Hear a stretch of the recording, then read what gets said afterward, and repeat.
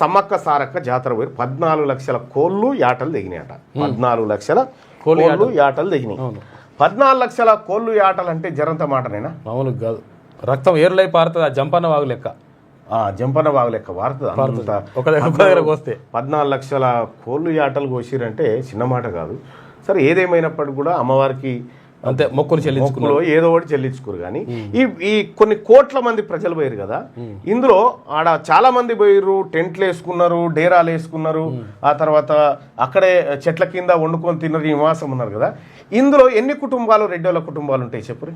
ఉండరు, మ్యాక్సిమం ఉండరు. ఎన్ని కుటుంబాలు, వెలమోళ్ళ కుటుంబాలు ఉంటాయి చెప్పండి? ఉండరు. ఉంటే చెప్పండి. ఎవరన్నా పోతే నమస్తే అని వస్తారు, కానీ నమస్తే అని పోయి ఆ గజల కాడ మొక్కి అంతకంటే ఎక్కువ ఉండకపోవచ్చు నాకు తెలిసి. సో సమ్మక్క సారక్క జాతరకు ఎట్లయితే మనం పోయినామో అదే రకంగా ఐక్యమత్యంతో బీసీలు, ఎస్సీలు, ఎస్టీలు, మైనార్టీలు అందరూ కూడా ఉండాల్సినటువంటి అవసరం ఉంది. సమ్మక్క సారక్క జాతర స్ఫూర్తి మనకు రేపు పొద్దున ఏది రాబోయేటువంటి 2028 ఎన్నికల్ని సమ్మక్క సారక్క జాతర మనకు స్ఫూర్తి, కలిసికట్టుగా పోవడానికి అదొక స్ఫూర్తిగా పనిచేస్తుంది. సో అది సమ్మక్క సారక్క జాతరకు సంబంధించినటువంటి అంశం అయితే